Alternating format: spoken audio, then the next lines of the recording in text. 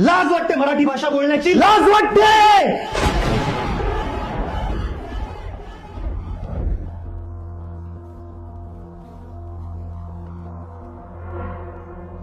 महाराज,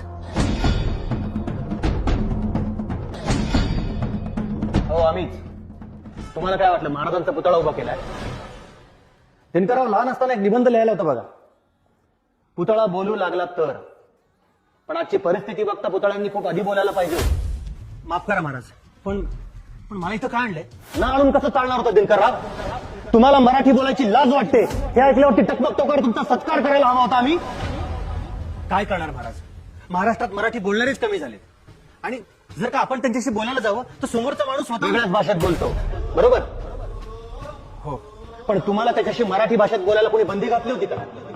गल्लीच्या कोपऱ्यावर भाजी घेत असताना मावशी ही भाजी कितीला दिली असं मराठीत विचारताना तुम्ही, पण तेच मॉलमध्ये गेल्यावर ये कितने को दिया असं हिंदीमध्ये आपसूक का बोलता तुम्ही?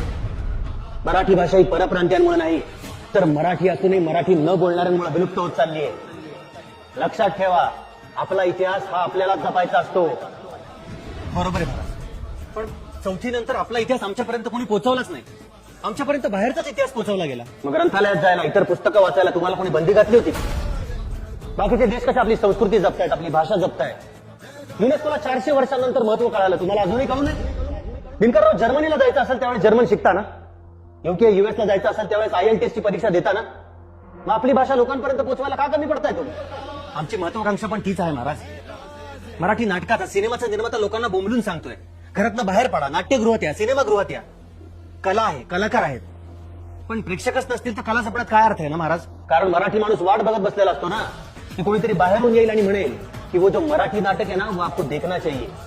मग आपल्याला त्याचं महत्व कळतं आणि आपण गर्दी करतो, हाऊसफुलच्या पाट्या लावतो. माफ करा महाराज, चूक झाली, आम्ही नक्की प्रयत्न करू.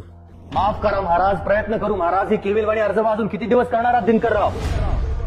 वराडी, खानदेशी, कोकणी, घाटाखालचे, घाटावरचे असे वेगळे होण्यापेक्षा मराठी म्हणून एकत्र या. आम्हाला अतिशय समाधान वाटतं जेव्हा आपली ढोल पथकं फक्त महाराष्ट्रात नाही तर भारताबाहेर जाऊन सुद्धा वादन करतात, आपली संस्कृती दूरपर्यंत पोहोचवतात. दिनकरराव, भाषा कुठलीही असो ती पोटच्या पोरासारखी असते. आपल्याला तिला सांभाळायचं असतं, जगवायचं असतं आणि वाढवायचं असतं. होय महाराज, आजपासून फक्त पुतळ्यांची नाही तर त्यांच्या विचारांची मिरवणूक निघेल.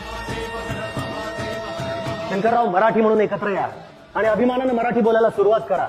मग पुन्हा आपल्याला गर्वानं म्हणता येईल, दिल्लीचे तख्त राखतो महाराष्ट्र माझा.